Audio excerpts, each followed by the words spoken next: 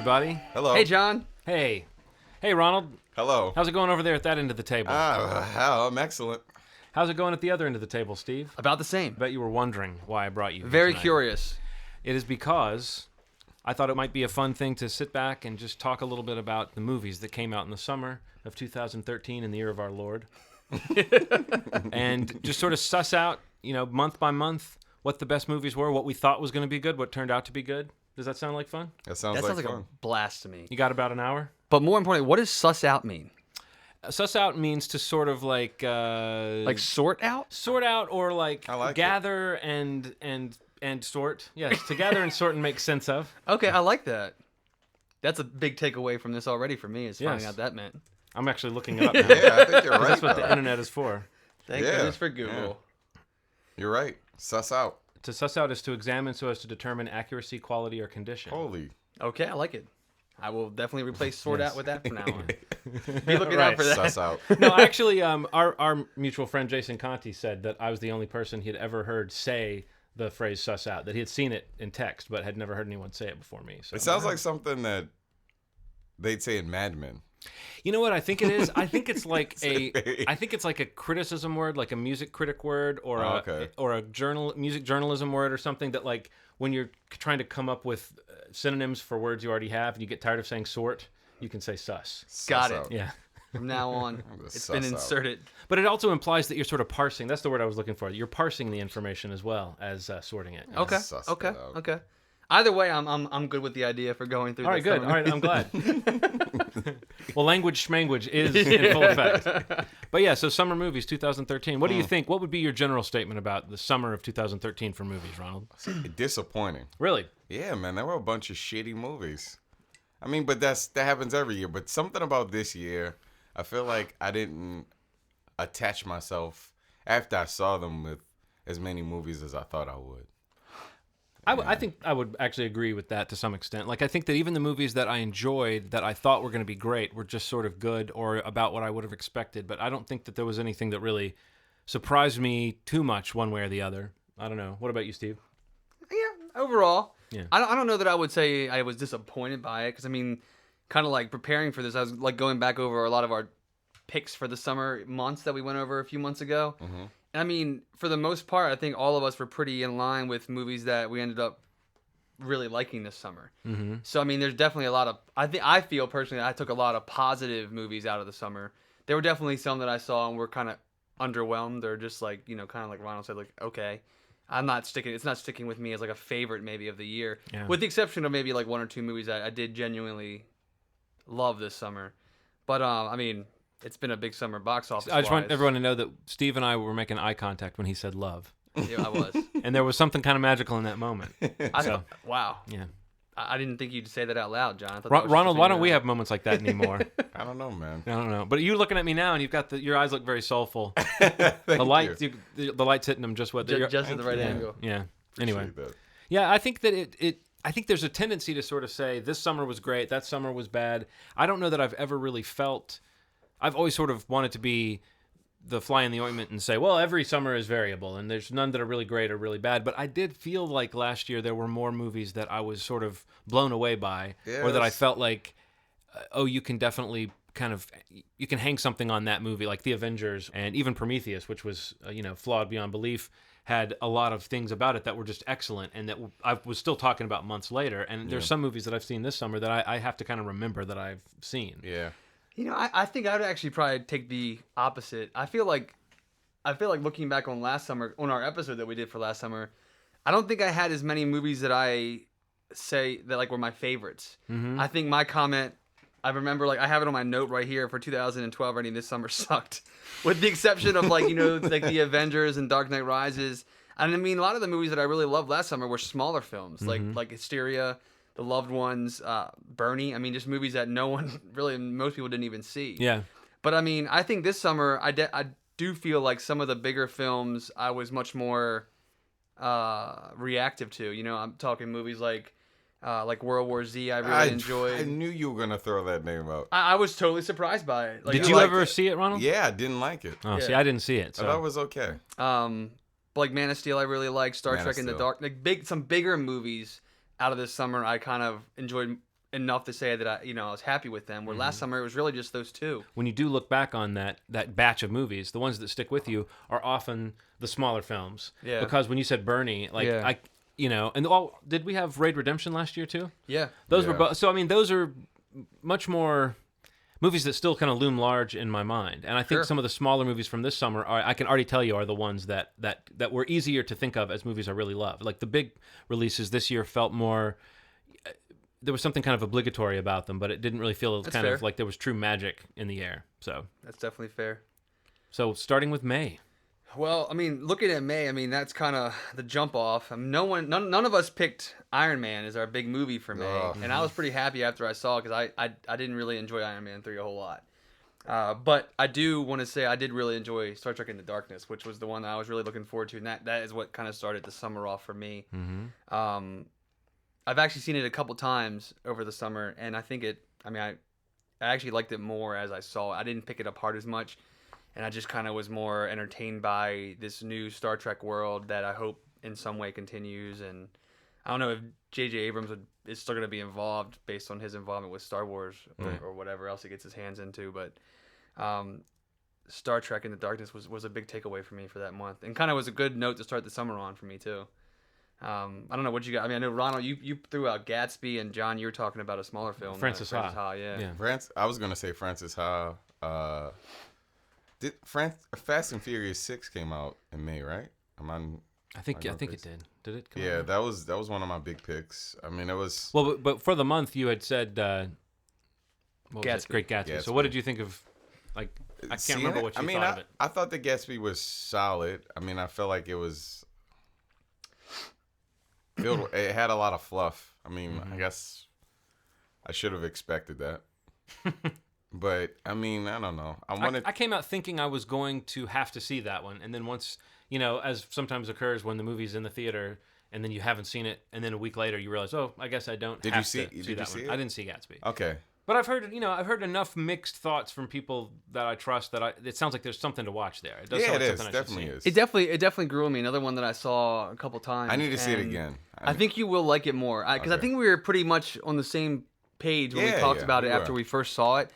Like the music, the music actually really distracted me from the movie, and seeing it a second time, I think I was able to kind of like get past the fact that I knew I already was not a fan of this music. Yeah. And I think that they really just banked on the idea of Leonardo DiCaprio being like this his star power in this movie, as opposed to going after the substance of the movie. Yeah. Because it is total style and glitzy, glammy, and I mean he's just like a stud in this movie. I mean I don't know what else. He's kind of like Jack from Titanic. It feels like it's the same guy. Like if he Yeah. survived and I don't know became a billionaire. Yeah, it was. But I actually really enjoyed Gatsby. And I mean, Gatsby for the summer, surprisingly coming out of like what was supposed to be an Oscar run to a big summer release. I mean, that movie actually ended up being in the top 10 for the summer. It did. Which is crazy because they thought it was going to, I mean, a lot of people were speculating that it actually might not make a profit at all because of backing up on it and doing some reshoots I think that they were doing for the 3D release. But yeah, Gatsby's budget was $105 million. 145 domestic, 331 worldwide. So I mean, Wow. it's a huge success for the studio. Yeah. And it just came out, or it's coming out on DVD soon, I think, if not already. I know it early VOD. And Yeah, then- they had that new yeah. cycle that they're doing. That's weird. I mean, Yeah. I like it, but That's it's- how I got Star Trek. It okay. it was like on iTunes Have 2 weeks before. Have you watched it since you saw it in the theater? I've seen it at home. See, I need to get that. I haven't seen that yet. Kings of Summer was another one in May that I really enjoyed. Yeah, I really like that. That was a film as great well. movie. Small little Cool indie coming coming of of age age. story. So yeah, May is dry a little bit. Well, I actually was sort of pleased with my pick because I ended up loving Francis Ha. And Francis Ha was so good. As I reflected through the summer on the movies I'd seen, I kept thinking, and it was almost like a hint of things to come because the movie that I found stuck with me the most was the smallest, most human story. I do think Iron Man 3 had elements that lingered with me in a positive way, and so the best moments of that, and I feel like this is something I've said after a lot of movies we've seen that we've talked about, where if you were just judging it by its best moments, you would think this was a pretty darn excellent movie. Sure. But Iron Man 3 definitely had, like, there was some narrative kind of flab to it, and what I remember about it is the character arc, and I think they did a great job of that. I don't think it really stays in the mind too much as a story, really. but I enjoyed that it was Shane Black, the writer and director, and I enjoyed that he kind of brought his own voice to that, and that it did not feel like an anonymous action movie. That whatever you think of it, it definitely felt like a director making his own type of film and happening to make an Iron Man film. That being said, yeah, it was definitely not a movie that I don't know. I mean, I can't even imagine sitting down to watch it all the way through again, except for the fact that my wife hasn't seen it, and I'll probably watch it with her at some point, and I might, find Ladies things. love Robert Downey Jr. Well, I mean, I don't blame anyone being curious about that movie based on what he's done thus far. Right. This whole idea that we're kind of chasing these huge tentpole movies, and that there's all this hype around them being so excellent that sometimes there's just not as much movie making there. There's not as much storytelling there as you find in the tiny films. Francis Ha. Yeah. So you saw it and loved it, right? I loved it. Haven't seen it. I loved it. All right. What? Yeah. Nothing else for May? May's, I think that's it for May. Well, it's really only recently that May has become such a huge part of the summer movie season anyway. I always feel like that's an early summer movie. The Iron Man movies have always seemed like they've tried to get in there early. Yeah. Which seems like a smart strategy, I guess. Yeah. The idea that you get in there before anyone else is setting their big release dates, but now that it's kind of its own thing, I think they start, now it's almost like April is when the early movies come out. Yeah. When did Oblivion come out? April? Yeah. Like late April. Yep. Is that the new January? Is that the new kind of limbo for movies that they don't know what to do with, or is it an actual like pre-summer slot? I'd probably go with a pre-summer slot. I know that's a weird arcane thought, but you know what I'm saying? Yeah, like that it doesn't. I guess it doesn't have the legs to kind of take up one of the summer slots, like to be a tentpole or to be as broad of a movie as maybe some of these other ones are. But I don't think Oblivion would have done any better by coming out in the summer, to be honest with you. In terms of box office, right? A little, it's not a known property. It's not. I mean, Tom Cruise's box office power has been dropping off since I don't know, since 2000, I guess, slowly, with the exception of the Mission Impossible movies. But yeah, it is something like it almost makes the cut for summer. So let's get it in there in April. Something else came out in April that was a big 42, I think, was a big box office hit. I guess not enough programming for the summer release, but I mean, smart to put it out just before it gets crowded, because we were talking before we started recording this that it's not very common anymore for movies to hold the number one position at the box office, right? For more than 1 week, because simply Iron Man comes out on May 3rd or whatever it was, and is the first movie really to kick off the summer, and it's number one for 2 weeks. But from that point forward, only 2 or 3 other movies all summer held number one at the box office for more than a week, which is like, I think that is really a mark of, one, how many movies come out now, how many get jammed into the summer, and how many of it, or how much of box office really is dictated by the movie that sometimes has just the more buzz, and it carries it over that 1 week. It makes as much money as it can. It drops off 50 to 60% the following week, but I mean, it's made its bank that first week, and the residuals, depend on word of mouth or things like that, which is really interesting because you make a good point, I think, with the Iron Man, is that it does get the jump. I mean, that's a known property, and that movie's going to make crazy money to begin with. But by coming out early, before the summer really, really kicks off, even if it's not a great movie, I mean, a lot of people really enjoyed Iron Man 3, but I mean, it gives it the best chance to possibly, and I think it almost had a third week at number one, and I think it just got edged out barely by the Star Trek film, which came out 2 weeks after it.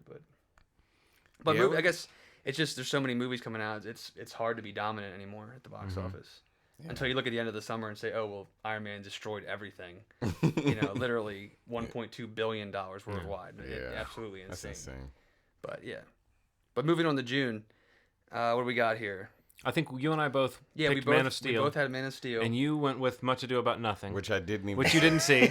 Now, I feel bad that I didn't see it, but I guess I shouldn't feel bad since you didn't even see it. I saw that movie out. But since none of us saw Much Ado About Nothing, what did you guys think about Much Ado About Nothing? I didn't think much about it. Yeah. I think, not much. You got me, Steve. Yeah, you got me. I got the zinger. I do want to see this, because I heard so many good things about it, but I have a secret confession to make, which is that I find it potentially very annoying to watch actors doing Shakespearean dialogue. Like, Really? I love Shakespeare. I love like breaking down the text, and I love I love understanding what the writing was and all the references that were contained within that writing, and also I love tracking how many things in our language were begun with Shakespeare's writing. I mean, it's amazing stuff. But whenever it's performed, I have a hard time getting into the mental space where I can watch actors doing that stuff and not be feeling like they're all sitting there going, oh, aren't we all so wonderful doing Shakespeare? Yeah. And I hate that because it makes me feel like I'm a middlebrow asshole, but I do like reading this stuff. So I don't, you know what I mean? I think it's more about the way that directors and actors choose to stage it that I have like, it's just something that has never really sat well with me. I've loved some Shakespearean films, and other ones have just made me feel funny. And this is one that made me feel funny from the beginning because Whedon already has that potentially too clever, too cutesy kind of approach, which works for me in a lot of ways. But if you take Whedon and then you add Shakespeare, it's like, and then is a this whole going to be cast very of- pleased with itself? I just don't know. Well, I can handle. My dark confession is over. Feel better? I really do feel better. I can handle one Anne Hathaway. I just I can't defended handle- 2 bards in one sentence. I can handle one Anne Hathaway in a movie. I can't handle 12. Yeah. You know what I mean? Like I don't know if I could deal with that many pretentious people in one movie. Well, that's kind of what it is. Yeah, is- I'd second that. It's like That's a a universe. good way to think about it. No, it's great. I mean, but at the same time, I recognize that I would probably. I love the passion of that, and I love the way it was done, and I love that it was his friends, and that they did it at his house, and that it was done in between these kind of giant, big budget movies that he does now. I mean, all that, everything about it, I admire. It's just the actual act of the movie itself. I can't say that I was that excited to check it out, except to feel like I really should check this out. Yeah. I'm supposed to love 2 things that I like together, But no. But anyway, so I guess that means that we can't really pass judgment on that film, but we can talk a little bit about some other films. What did you think of Man of Steel? I think we all liked Pleasant it. surprise. Yeah. Because I thought it was gonna be. I don't know. I trust Zack Snyder, but it's. I mean, I wouldn't go that far, but the last Superman movie was so bad that. well, I think when he's working with really good material, he can do some amazing stuff. And I was excited about his role, but I think that the things that people want to complain about with Man of Steel, there's a lot of really common complaints you hear, which are to do with the sort of treatment of Superman's character. Mm-hmm. And I don't know. I just kind of feel like, I mean, I'm a dyed-in-the-wool old school comic book fan, and I feel like people had their panties in a wad about changes they made to the character for their vision of the character in this film, and it just seemed to me like, okay, so this is a version of this character that you're not 100% with. Those characters have been reinvented in the comics so many times. I think, and the fact that people are having a serious debate about would a hero kill a villain, or would a hero allow all these people to die? I might say, well, I might push my glasses up the bridge of my nose and say, well, in my Superman film, it wouldn't happen that way, but this is not my Superman film. Yeah. I thought they did a good job of kind of reinventing the character. I think what's been happening in the last 6-7 years is that they want to function within the realm of realism within their world, if that even makes any sense, especially with like Superman. Superman couldn't have created barriers without hitting them first, like seeing, okay, that's something I won't ever do again. Yeah. So it makes sense that things happen the way they did in the movie. Well, which is, again, I might not feel I need to see that, but I can see that that's what they're setting up, and to me it made perfect sense. There were other problems, like I think some of the issues I had more to do with some of the... Lois Lane being everywhere? Yeah, Lois Lane being everywhere, and the fact that even though I like Amy Adams a lot and I think she's great, I don't know that she really quite clicked. There was nothing... Right. Yeah. It felt like that was a better idea than it turned out to be, but maybe she'll be more interesting in the next one when... Well, who knows? The next one. Now we've got a whole new... Really? Yeah. Have we recorded since the announcement? I guess we haven't. No. Yeah, so Superman versus Batman is going to have Affleck as and Affleck's Batman, and we are the multiple 97,000th people to bring that up. Yeah. So what can we say that hasn't been said about Barack Obama? But I do think that seems like a very uninspired choice to me. Even as someone who can enjoy Affleck and some things, I feel like I don't really have any faith he's going to bring anything interesting to it. I think he's going to fail to suck, but I don't think he's going to bring anything too interesting. He's the first big Batman, though. Physically big Batman. Is he supposed to be big? I mean, I've seen versions of Batman where he was a pretty big dude. But Henry Cavill's not big. So are we going to have Batman towering over Superman? Yeah, I think so. Okay. I think Henry Cavill's pretty big. Well, height-wise, no. He's like 6'1" or something, right? No, Ben Affleck's 6'4". Yeah, I mean that's a couple inches, but I mean But- Henry Cavill is a little more intimidating than Ben Yeah, Affleck. he is. But I like the fact that they're picking a larger Batman. Sure, Like, sure. All the Batmans have been 6 foot and under, Yeah. which is crazy. And they've never really had a version of Batman that's been playboyish, quite like Ben Affleck can play off playboyish in any of the movies. So it's apparently Zack Snyder's I'm gonna sorry, make I like him, but I always find his acting to be the weak link of Well, almost yeah. anything he But does. I don't and that's think why, that- and here's where I disagree with what people are saying. I don't think anybody can put on the cowl and underact and be fine. I think that a really good actor can do something interesting with that role. And I think Yeah. that Ben Affleck, like I said, I think he will be. I doubt that he will be bad, but I don't Did you think think he will that be Christian great. Bale was a good Batman? I thought he was an interesting actor doing something very intense that in retrospect seems a little like, to me, I always thought his Batman was a bit silly with the voice and Yeah. everything. But I accepted that he was playing a guy who would do a crazy voice. You know, he was playing a guy who's like a nut. Like, Yeah. And I think his version of Bruce Wayne, I could see Ben Affleck having some like fun moments as Bruce Wayne, but I don't know. You know, I'm already thinking about it too much when this, you know, I feel like everyone's already processed this whole idea. There's, you know, all the memes have already the wave of Ben Affleck as Batman memes, they've crested. They've gone away. Now people have moved on through Miley Cyrus onto something else. I think this is gonna be like a Schumacher. Okay, hold on before I say what I'm. This is gonna be like. It could be though. But I think it's gonna be like more cartoony version of Batman. But I think that it's gonna be devoid of the shittiness, like playing hockey in the first 5 minutes of a movie like Batman and Robin had. You know what I mean? Like I think it's gonna. I just don't see how this could be that bad of a film, no matter what they do. Like I feel like, exactly. but it might be a slog, or I don't know. It could still be really good. This is gonna be Freddy versus Jason to me, which I thought was a great movie if you took it for what it was. Like if you took Freddy versus Jason for what it was. Even with Freddy, didn't he wink at the end? Yeah. See, I feel like if he hadn't winked at the end, I would that lost like 2 letter grade. Any movie that has someone winking at the end loses 2 letter grades. I'm not dead quite. Right. Blink.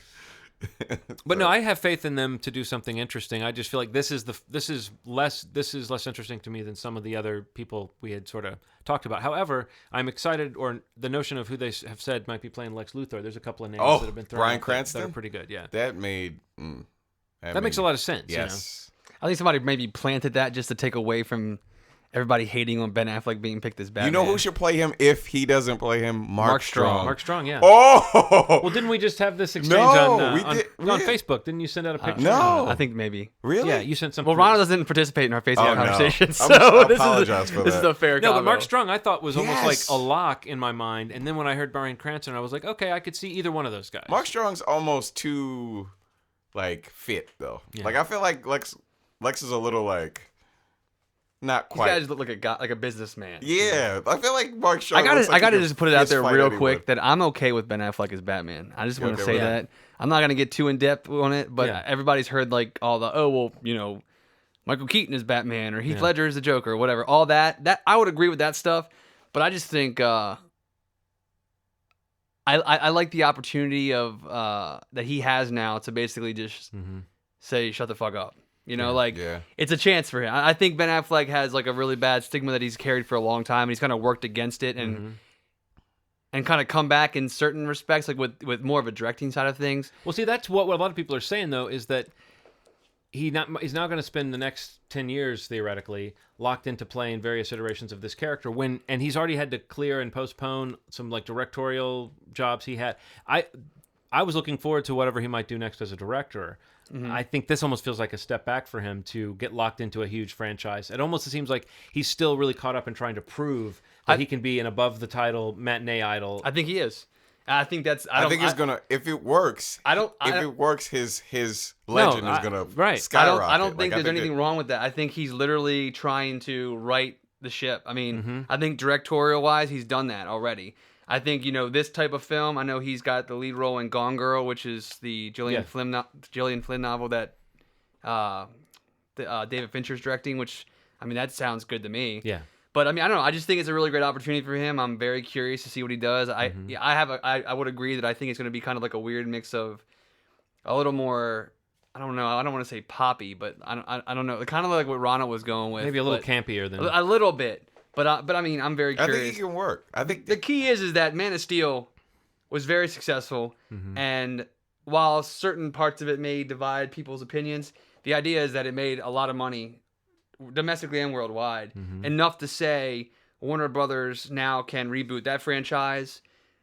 With the announcement of the Superman vs. Batman, they can reboot Batman again, and they can ultimately, hopefully, we'll see, try to have some sort of competition for this super successful Marvel universe. It does indicate at least that it's going to be a different take. It doesn't seem like it can't be the brooding character from the Nolan trilogy. And you were discussing, Ronald, before how you expect them to kind of back away as much as possible from that depiction. This seems like that's what they're doing. They're bringing in an actor who kind of has his own kind of baggage, and maybe even built into the character, there's a little bit of that, they can play some of Ben Affleck's sort of persona and image into the idea of this person who people perceive as like a shallow playboy, and he's actually doing something interesting. I mean, I could see them doing something. Yeah. I mean, the fact that Zack Snyder is excited to work with Ben Affleck makes me think they've got a take on that character that Ben Affleck seems right for. So I'm still, on board. Is that even, like we said before, if he's trying to like read to get the actor thing going again, the reality is he doesn't have to. Like, he has plenty of director options, and he just won an Academy Award for Best Picture. I mean, it's not like he's scratching and clawing to prove himself again as an actor. I mean, I think he probably is, but he doesn't have to. But I think, working with Zack Snyder, I think that there's ultimately an intention to probably have him direct the Justice League movie that's been rumored for a while, and at one point he was actually even attached to it. But I think just his experience over the past 5 years will not only, I think, assist him in becoming, hopefully... You mean Ben Affleck being set up to direct Justice League? That would make him the first Daredevil to direct himself as Batman. And I just think that, like, not only what he's been, winning and getting accolades as a director can help him bring to the role of Batman, but I mean, I think there's probably a little bit of a spillover that he could maybe even, not assist Zack Snyder, but there's got to be a level of input that he wants in this movie with that eye and that ability to work behind the camera now, like, which I think would only help. Yeah. And a lot of articles have mentioned that a part of his deal is that he has some sort of involvement with the creation of this movie beyond just his role. Wasn't there another movie a big movie that he was attached to that I guess he's dropped out of now? I feel like his name was... It was a Stephen King... What was it? Wasn't it a Stephen King title? It was The Stand. The Stand, exactly. They're redoing The Stand as like a duology or a two movie. That was story. It. Yeah, that's what he backed out of. Right. I think right after they announced Batman, right? And he was also one of the names that got kicked around when Star Wars was before they picked J.J. Abrams. Right. And he actually wasn't he supposedly their second pick? He was. Yeah, that's what a lot of people were reporting. So yeah, I don't know. There are other movies that came out in June other than Man of Steel, though. We got off on quite a tangent. Yeah, we did. No, it's a good convo, because this is going to be a hot topic that we're going to always be coming back to. We never did talk about Man of Steel in the same room anyway. I'm glad we did. So, but yeah, also that month, This Is the End was a pleasant surprise, I thought. Yeah, great, definitely. Hilarious comedy that I was a huge fan of. You liked World War Z, right? And I really enjoyed World War Z. I don't know. Okay. I mean, of my summer movies, it's up there for me. Wild card. It was, because I think not to more of a degree than Gatsby. Like, I wasn't as into Gatsby as I was in World War Z, because there was, like, I guess, the Brad Pitt factor, zombies, loving the property that it came from, even though it had nothing to do with that really, except for a title. But I don't know. I think that my expectations were down because of getting pushed back, the budget problems that everybody was talking about, creative problems with the director, whatever that the press were, throwing out there. But at the end of the day, I was like totally into this film. I thought it was a great zombie thriller, not a horror, not like what a lot of people, I guess, want from zombies a lot of times. Yeah. I thought Brad Pitt was great. I think the movie was a huge success. There's going to be sequels. It's a franchise for him. I think it's like it's a peak in his career. Honestly, it's his highest grossing movie ever.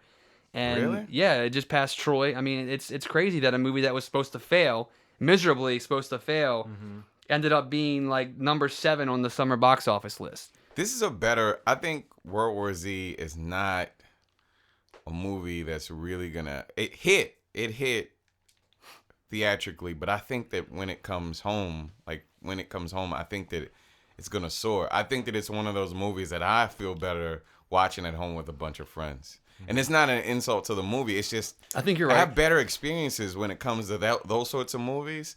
Like end of the world, crazy movies, I enjoy a lot more at home with my friends.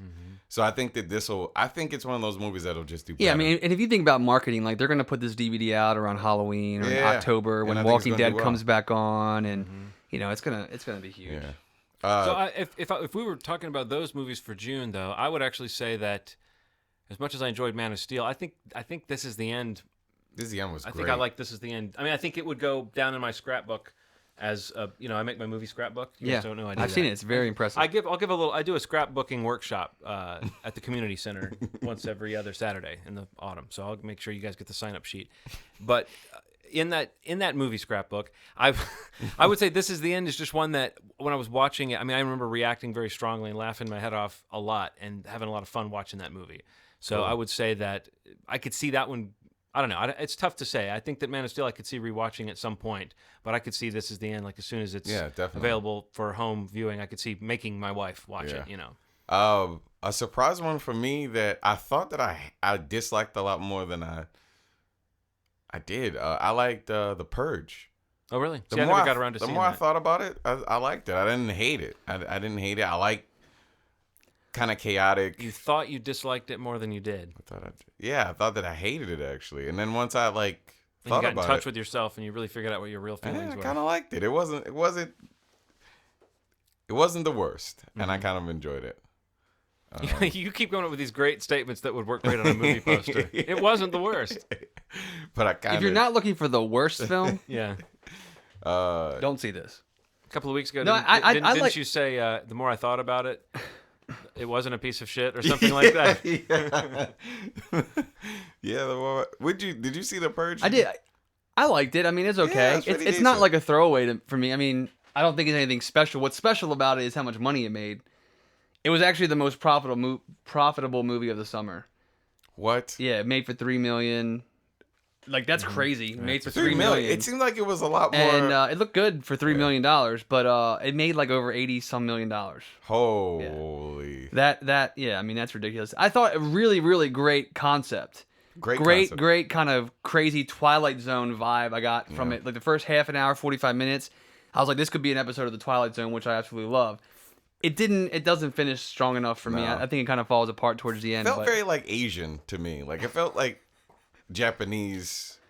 I had heard that like just the action in the house, that the geography of the scenes wasn't very clear, and that there was a lot of convoluted stuff that just didn't make sense. And that kind of thing always makes me kind of drop my interest level, because that's exactly why those movies don't look that great to me. It seemed like a mansion. Like exactly. The way it was spaced out almost seemed like this place was a mansion. Mm-hmm. And if you were in a house and the things that were going on in the house were taking place, they would have gotten caught a lot faster and would have died a lot quicker. So it's, Anything else for June? No. I got nothing. I never saw The Bling Ring, which I had on my list, but I got to see that when too. it comes out on home video. When did Spring Breakers come out? Look at my shit. Shit. That's got to be... That happened a while ago. Yeah, that was before May, I think, wasn't it? Maybe that April April-ish. slot or something. Look at my shit. But yeah, moving on to July. You and I both picked Pacific Rim, Ronald, which you haven't seen. Yeah. So I'm seeing a theme with you've your been picks. A damn slacker, Ronald. I don't know, man. Either you don't know... There's so many possibilities. Either you don't know what your own desires are going to be that well in advance, or when you were saying those movies, you weren't really thinking about movies you wanted to see. No, the trailers got shittier. That's what it was. Like they got more and more shitty, and then I realized what kind of movie it was. I'm like, Speaking of trailers, I don't mean to like go off, but it seems that you do. The new J.J. Abrams trailer. The Stranger? It looks very odd. Like I can't tell what it's a trailer for. Yeah. Apparently it's a book or something, or a novel. Well, they don't know yet. Or a graphic novel. It might be. Like they're thinking that it's based on something. Okay. But that's not the name of they haven't said the name of the movie yet. Oh, okay. Or whatever it is. It might be The Stranger. Maybe. The name of the trailer was The Stranger, but it might not be. Gotcha. Which is strange. So. But yeah, so Pacific Rim. And then what was the other? My pick of July was Conjuring. Okay. So which way does your Peter teeter?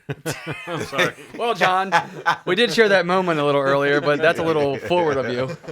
But while we're on it, goes a little to the left. Your erection doesn't go in the direction of the movie you like best. That always happens to me. I did like Pacific Rim, but I love The Conjuring. Mm-hmm. I love The Conjuring. I think that might be one of my favorite movies of the summer. But both just, I don't know.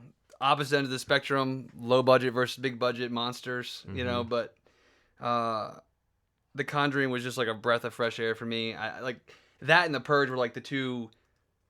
It's and even later in the summer, the film You're Next, which we didn't really have a chance to talk about, but just horror movies coming out that are at least good. You know, like The Purge, not great, but it's good enough. But movies that are made in terms of you know, studios like kind of just giving decent small budgets to filmmakers to make a horror movie and to be able to put it out when audiences are looking for movies to watch, which is, you know, the summer space. But The Conjuring coming out in the middle of summer, we talked about it multiple times on this podcast. Like, it's crazy that that's like one of their big releases, one of Warner Brothers' big summer releases. And it ends up being one of the biggest films of the summer, also one of the most profitable. Just like The Purge, The Conjuring was a movie that was made for, I think, $20 million, and it's taken over like $170 million. Which is amazing and always pleasant to see horror movies making money. Just a really well made, really atmospheric, moody horror thriller to me. I mean, very suspenseful. Just not much I didn't like about that movie, to be honest with you. I would give the edge to The Conjuring 2 between the Pacific Rim and The Conjuring, just because Pacific Rim, as much as I enjoyed it, nothing went beyond what I expected it would do. And in some ways, it didn't quite meet some dream that I had of what it might be. I think we both talked about how there was a little something.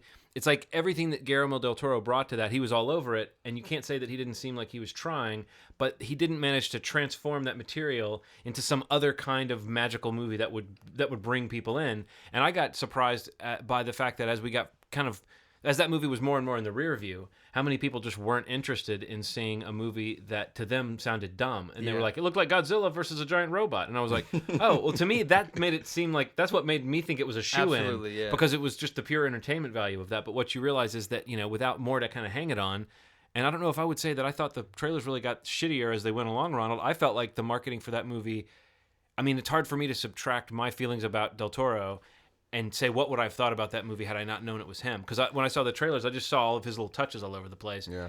But I do think there was, like, whatever it is that made them unable to sell that movie is part of what was a little bit underwhelming about the movie itself. Just that it did a really good job of what it was doing, but if you weren't into that, there was no reason why you would see it. Whereas something like The Conjuring, it did have, when I think back, there were 2 or 3 scenes that I would put up there on my...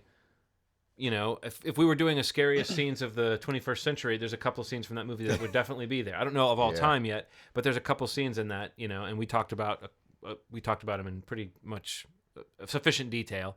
But I would say that scene with the 2 sisters in the bedroom, where they hear something or the sister feels something pulling on her foot, and then it just goes from there. That scene is just crafted so well that whatever feelings I have about some of the other things the movie did that are kind of silly or cliche, it managed to produce enough of those shocks, and each time, I think you said it, Steve, that you'd be watching the frame, not knowing exactly what it was that was going to scare you, kind of knowing the neighborhood of what the scares were in, but you honestly were surprised frequently in that movie, not just with what scared you, but when the scares came. Now, I do hear there is backlash to The Conjuring. I think anytime, and we were talking a little bit about overhyping it, there are a lot of people that talk about the sort of clichéic aspects of a lot of those scares. So I guess it's just a matter of taste. But to me, The Conjuring was definitely a cut above the average horror movie that you see nowadays. So in that sense, it was more inspiring than Pacific Rim, which still had plenty going for it. Yeah, I had fun with Pacific Rim. I think actually Ronald nailed it on the head when we talked about that movie and how they were not able to get an audience in to see it. And the quick answer is that it wasn't Transformers 4. Yeah. That's pretty much the answer, and I gotta agree with you 100%. It makes me sad, but that's almost, even I felt like that, and I don't like that franchise. I don't like the Transformers franchise, but people are even the smartest, sharpest people attach themselves to really simple ideas, and that if it looks like something, if it looks like a dog and sounds like a duck. Right. That's what it was for people. It looked like something that they'd seen before, and it didn't have the same character to it. But similarly to that, I think that if people like Steve and I had gone to see it and had just been blown away, I think that the word of mouth from those people might have been enough. But I mean, I wasn't. It would definitely have helped. I wasn't like a mouthpiece for that movie. I didn't go around telling everyone you got to see it. I saw it and thought, oh wow, that was exactly what I expected it to be, and it was kind of fun to see that much money thrown at that kind of high concept genre idea. Yeah. And I like the idea of that kind of movie being made. But I certainly thought that you know it wasn't like I didn't think it would be this weird special niche of people that was interested in that movie. And I think it comes back around to what we kind of have talked about before, which is that whole thing of when you have a director like Del Toro, we have a very skewed view of his profile. Yeah. People that know movies know that he's kind of a genius. But if you don't know movies, that doesn't... I mean, there was nothing about those commercials, those trailers that certainly didn't work for you, Ronald, that there was nothing about those commercials that sold an auteur director as having created this, you know? Yeah. And so in that sense, there's no reason why people would have thought this is different from usual summer fare. I feel like I can tell just the level of detail and design, but you're right. Maybe people don't really have an eye for that stuff. No, and what they're thinking is, ugh, not another one of those movies. Not another Transformers movie that isn't Transformers. Yeah. That's what, So what else came out in July? Fruitvale Station. I Fruitvale gotta see Station, that. one of That my was really favorite movies of the summer. That was really good. I mean, it was sad. It sucks that It was sad that I didn't see it. I It agree. was sad that you It was didn't really see sad. it. The subject matter was sad. It was just sad overall. Definitely worth seeing. It was probably one of the better sort of character studies of what kind of happens when someone is innocently taken from us. You know what I mean? I thought it was a cool movie, and I suggest anybody that likes character studies of people and see it. Damn it, it's a great movie. A movie that I saw that came out in England in July, and I don't know if it's scheduled for release here yet, but it came out on demand. It was like a simultaneous in theaters, on television, and on demand release in England. I think it may have been the first movie to be released that way, maybe anywhere, maybe just in England, but like a movie in wide release in available on television and available on demand. And it was directed by Ben Wheatley, the director of a movie that I've recommended you guys, The Kill List, and Sightseers. Yeah. And this movie, did I say the name of the movie yet? No. A Field in England. Oh no, I've never. Which heard is of this. an interesting movie. I wouldn't put it. It's a hard sell. I mean, it's a small movie that I could see a lot of people being bored with because not a whole lot happens in it that makes a lot of linear sense. But it's kind of a weird thing because it takes place in the mid 17th century, but it's kind of shot like a scrappy indie film that you would expect if you've seen Ben Wheatley's films, if you've seen Sightseers and you've seen Kill List. He's a director that does these sort of really artfully, elegantly crafted movies that will have a genre aspect to them and then also sort of a weird undercurrent to them, and they do have twists. There's usually kind of a darkness to them, sometimes a little bit of gallows humor. Definitely Sightseers is almost a comedy, but it still has more of a dark undercurrent to it than like a lighthearted one. A Field in England in some ways is his most difficult film yet, but it also has a very strong visual sense and almost like a trippy sort of drug infused feel to it, and there actually is some sort of psychedelic stuff going on in it. I wouldn't want to give too much about the story away because it is very dreamlike, but it's almost like a difficult watch, but it's short enough and it's interesting enough that I would say if you're fans of that type of movies, and especially if you've seen Ben Wheatley's other films, I would definitely recommend this. It marks his third or fourth collaboration with the cinematographer Laurie Rose, and his movies always have a very well-developed visual sense to them, and this one is no different.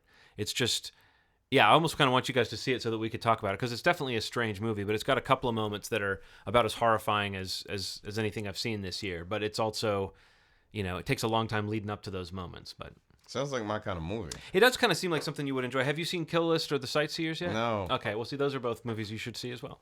I would say that I still think, I don't know, it's tough to say which of Wheatley's movies I like best, but I don't know if this is my favorite one, but it certainly was, in the midst of all these big summer films, it was nice to see a movie like this that just doesn't fit any easy genre specification. I mean, you don't usually see indie movies that are made to be, you don't usually see period pieces like that are made on an indie budget. And this has got so few characters in it, and it takes place mostly at out in the wilds, and they managed to kind of create that sense of long ago without having to, build a lot of sets and stuff. So, Got you. A Field in England. Yep. I'll definitely check it out. I will say it's one of those movies where you want subtitles. I felt like understanding the dialogue. One of the reasons why it seemed a little demanding to me to watch was because I felt myself constantly straining to follow the dialogue. But every now and then with British, especially independent films, you'll find that that's the case. They don't spoon feed what all the kind of obscure British colloquialisms are to the the way they slur their speech. Right. They don't. I don't know. It's like I don't know if you've ever watched The British Office, but the first time I watched that, I had a DVD with subtitles on it. And it worked out great. But what else in July? July. I mean, the only thing that I had to take a note of, I hated Only God Forgives. I was mixed on the Wolverine. I did really enjoy The Way Back, and Despicable Me Too. Mm-hmm. I don't know that I love Despicable Me Too, but I'm okay with it. Mm-hmm. It was fun.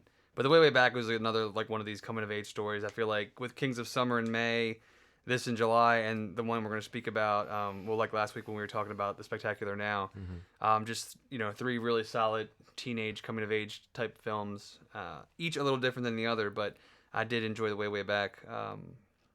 But yeah, that was my July. I found some things about The Way Back to be a little obvious, but I think there were some really charming performances and there was some great character stuff.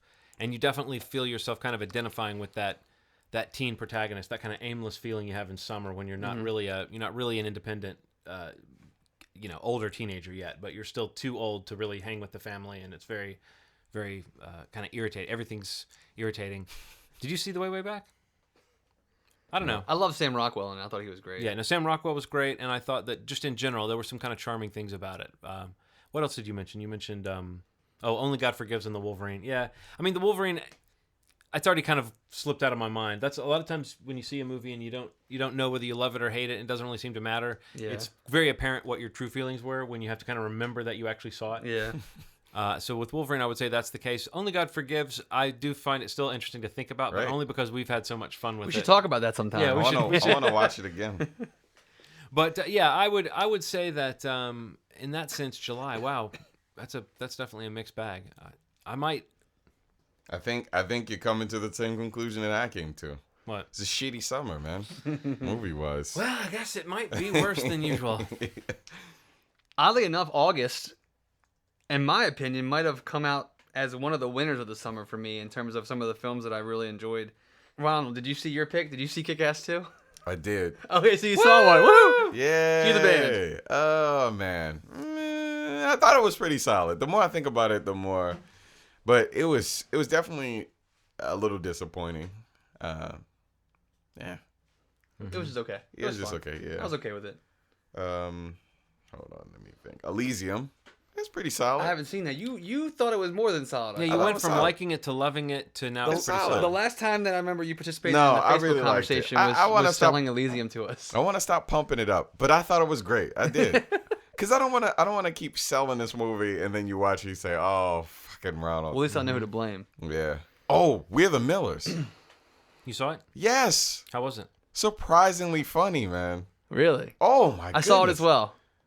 I fucking thought it was hilarious. Is that surprising to you, Steve? No, I could see why somebody would find it really funny. I mean, I thought it was better. It was better than I thought it was going to be.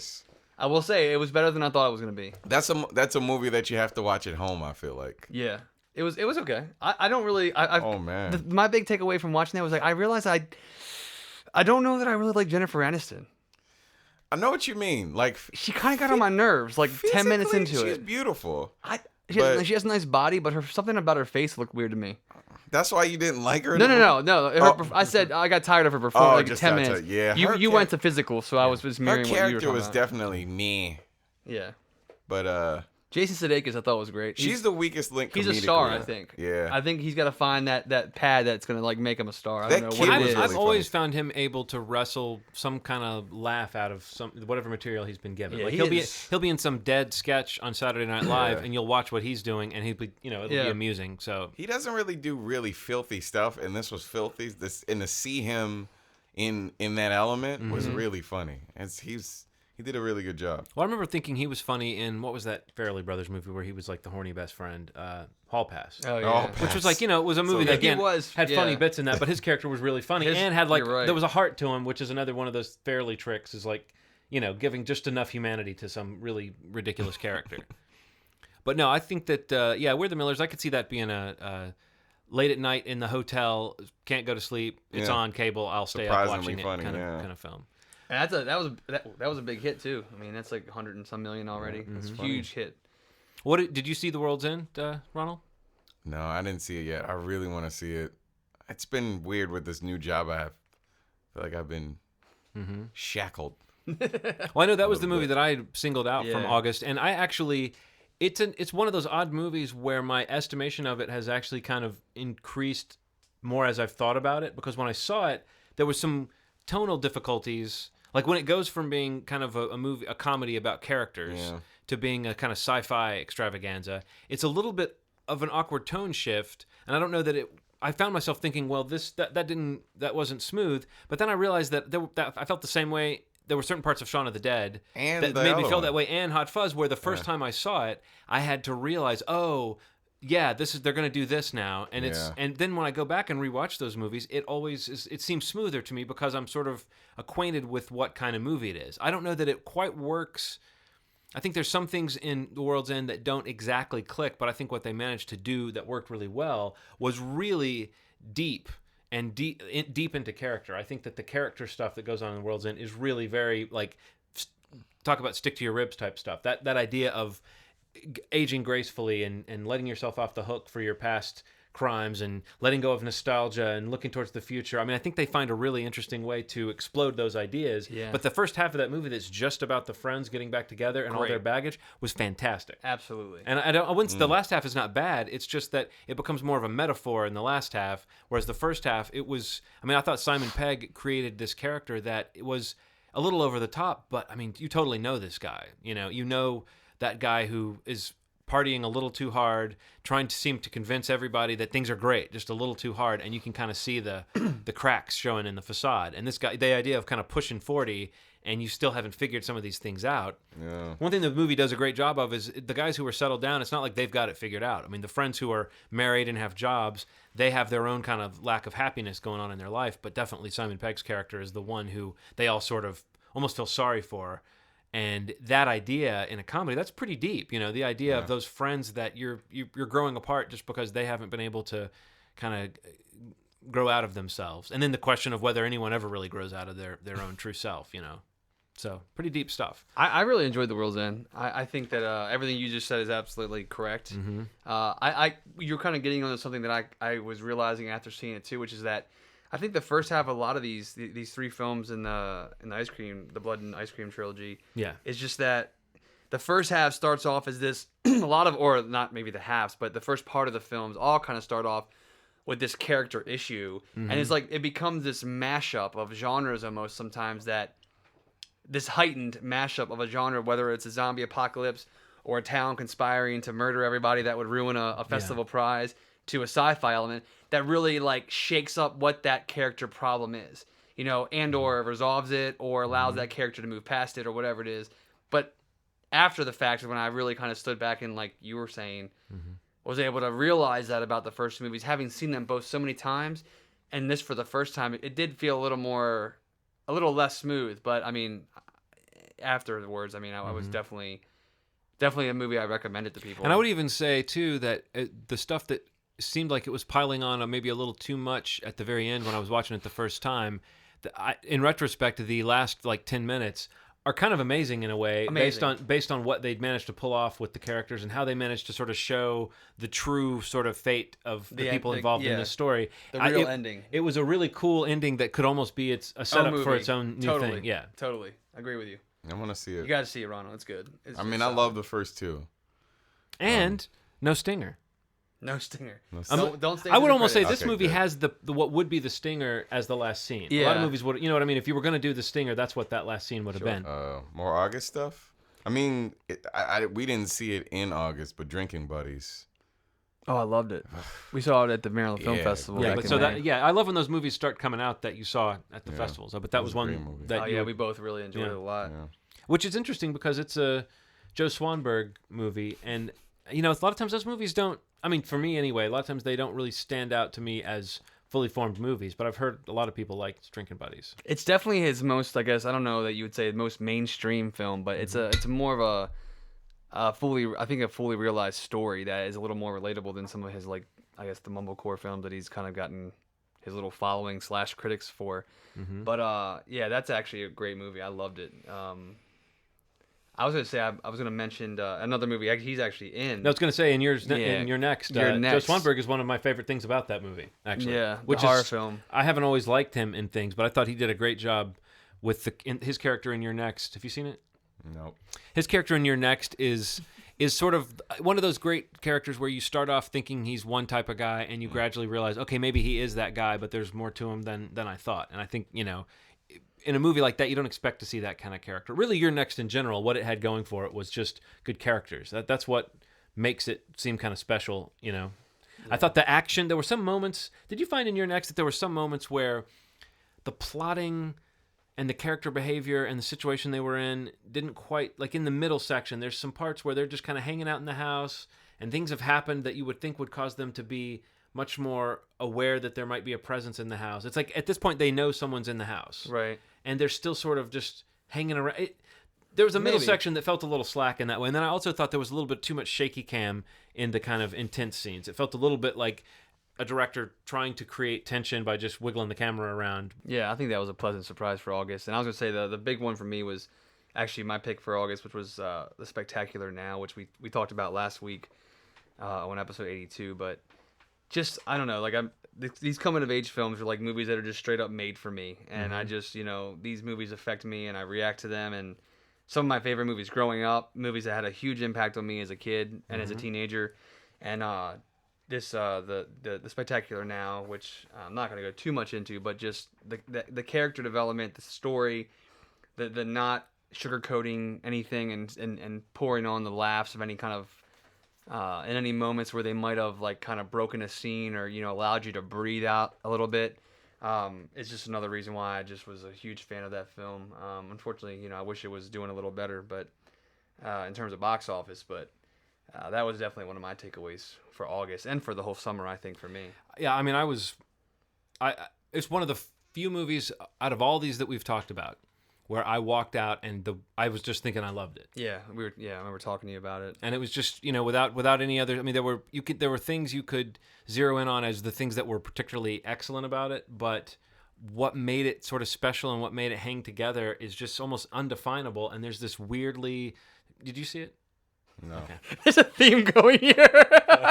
This has to make the cut. Well, I suppose though this will actually. That's going to become a drinking game, I think. Because what we've done, this I guess normally if doesn't that makes happen. This many movies, it doesn't normally. This happen. doesn't happen to me normally. Are there any other movies you didn't see? Pretty much everything in August. What else came out in August? Did we cover everything? I don't know. There wasn't a. I mean, there's definitely others that came out, but nothing that I was really like gearing up to see. I just Kick-Ass, World's End, Spectacular, and You're Next for me. Mm-hmm. Yeah, I don't know. I got nothing. Which furthers my theory. But the movies that were good were like great. Yeah. I mean, like a lot of these movies we're talking about. That's what I'm saying. Like the takeaways for me, I feel like looking at a list of movies that I would say are better than good. I personally have more on there than I had last summer. Okay. Which is like that's kind of one of my measuring sticks. But I mean, there were a lot of just mediocre that's kind of set a weird tone for the like with Iron Man for me. Like I don't feel like I really reacted to many of the big like superhero besides Man of Steel. But like I wasn't huge on Wolverine like we were talking about. But overall though, I definitely had more of a great list this summer for me, and a nice mix too of genre and also of like budget movies, like big versus small. Yeah. Some indie films, not going one way or the other. Like last summer, it was mainly small films for me, Yeah. and like 2 big ones. This year, it's maybe like 3 and 3 or 4 and 4, something like that. So it's a little more balanced. Yeah. Well, so what are we looking forward to now? Maybe getting together next time and talking about what we're looking forward to in fall. That sounds like a great idea, John. Yeah. Yeah, I'm looking forward to that. Ronald, so what I want you to do is make a list of movies you're not going to go see. And then maybe No, and then ball that shit up and throw it in the trash. It's a new beginning, Ronald. You're 30 years old now. Right. Happy birthday, by the way. Thank you. Although this is well past your birthday at this point. It is way past. Yeah. But it's had time to soak in, so you're not gonna like react to it as. So I'm not gonna act crazy about it. It doesn't seem like you're going to do any crazy acting right now. Very at ease right now. Yeah. Feel good. But not about the fact you didn't see half of the movies you picked for the summer. But I am at ease about the fact that there were a bunch of shitty movies. How about that you're dripping water on your MacBook Pro? Water I would damage. not feel good about that. Oh, God. But yeah, okay, so that's the summer of 2013 right there. Right. That's what we just did. We just took it all, put it in a box. Shablamo. Yeah, let's just put this away, and that happened. Yeah. And let's move on. Next time we'll be talking about the fall Of 2013. of 2013. That's Yeah. usually what comes after We're not the moving summer. on beyond it. We're not being ridiculous here. We're just moving on one season. It's folks, going to the but- next season. Right. Yeah, but bear with us. And that'll be that. By the Yep. way, this was episode 83, Yep. in case we didn't say it earlier, which we didn't. Right. But, might as well say it now. Yep. That'll be that, and this was this. And as always, you've made our day. Bye.